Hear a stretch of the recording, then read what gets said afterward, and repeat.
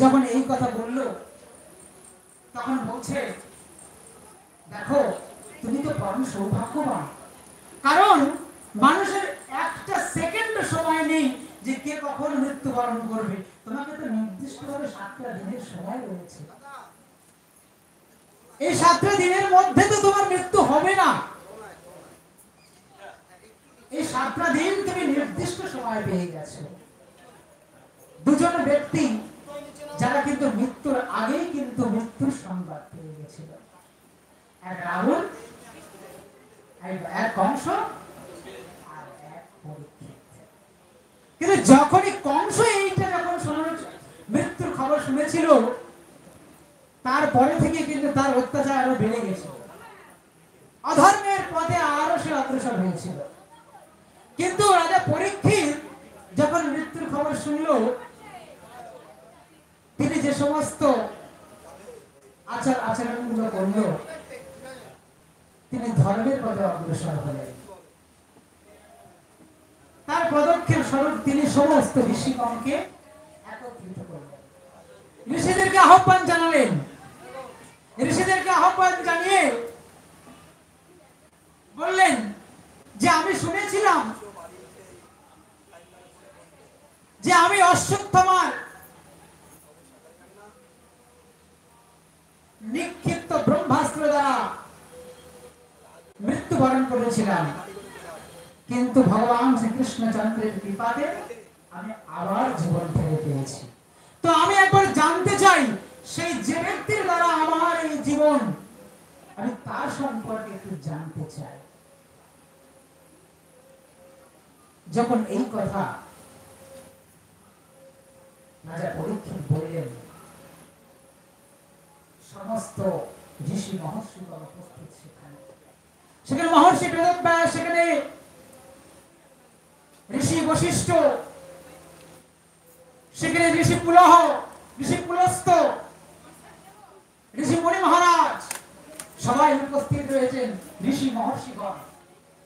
তারা সবাই তখন বলছে, রাজন, তার কথা বলার মতো সমর্থন নেই, তার কথা একজনই বলতে পারে। সে কে? সে হল সুখদেব মহারাজ। মহর্ষি বেদব্যাস পুত্র সুখদেব মহারাজ একমাত্র উত্তম ব্যক্তি, যিনি তার কথা আপনার কাছে বলতে পারে। তুমি চলে যাও তার কাছে, তুমি চলে যাও তার কাছে। তখন সেখান থেকে একজন ঋষি বলছিলেন, তিনি চলে গেলেন সুখদেব মহারাজের কাছে। যখনই সুখদেব মহারাজের কাছে গেলেন, সুখদেব মহারাজ বলছে, সবকিছু শোনার পরে আমি সংক্ষেপে বলে দিচ্ছি, কারণ সময় খুব সংক্ষেপ। সুখদেব মহারাজ বলছে, ঠিক আছে, আমি যাব। তো সুখদেব মহারাজ তখন অনেক অনুনয় বিনয়ের পরে সেখানে উপস্থিত হলেন এবং 88,000 ঋষি মহর্ষিদের মাঝখানে সেই সুখদেব মহারাজ এই রাজা পরীক্ষিতকে শ্রবণ করিয়েছিলেন শ্রীমদ্ ভাগবত। তখন থেকে এই কলিযুগের মানুষের মধ্যে প্রচারিত হলো এই শ্রীমদ্ ভাগবত গ্রন্থাবলী, অর্থাৎ ভগবান শ্রীকৃষ্ণের লীলা সংকলিত গ্রন্থ শ্রীমদ্ ভাগবত। শ্রীমদ্ ভাগবত গ্রন্থ কি? শ্রীমদ্ ভাগবত গ্রন্থ কি? শ্রী ভগবান কৃষ্ণ কানাইয়া লাল কি? শ্রীমদ্ ভাগবত কৃষ্ণ ভগবত গ্রন্থ কি? এখানে কথা হলো